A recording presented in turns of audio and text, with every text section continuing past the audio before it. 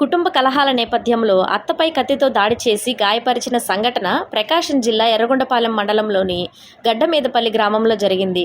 గ్రామానికి చెందిన ఎస్ రమణ కుమార్తెను ఎర్రబ్రోలు చిన్నారావుతో వివాహం జరిగింది. చిన్నారావు కుమార్తెను రమణ కుమారుడితో గత ఏడాది వివాహం జరిగింది.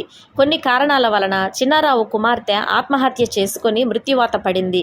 తన కుమార్తె మరణానికి అత్త కుటుంబమే కారణమని కోపంతో తరచూ అత్తపై, కుటుంబ సభ్యులపై వాగ్వాదం చేస్తున్నాడు.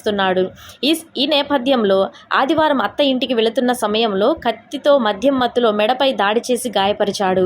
తిరిగి చిన్నారావు కూడా రాయితో తన్ను తాను గాయపరుచుకొని ఆసుపత్రిలో చేరాడు.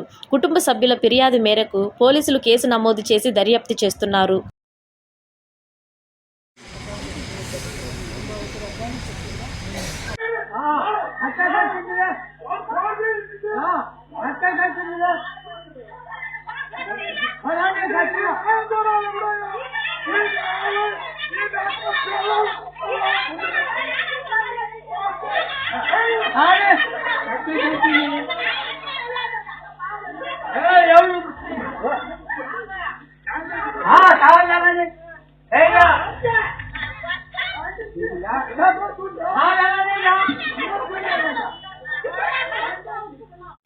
పొద్దున పొగాకున్న పోయి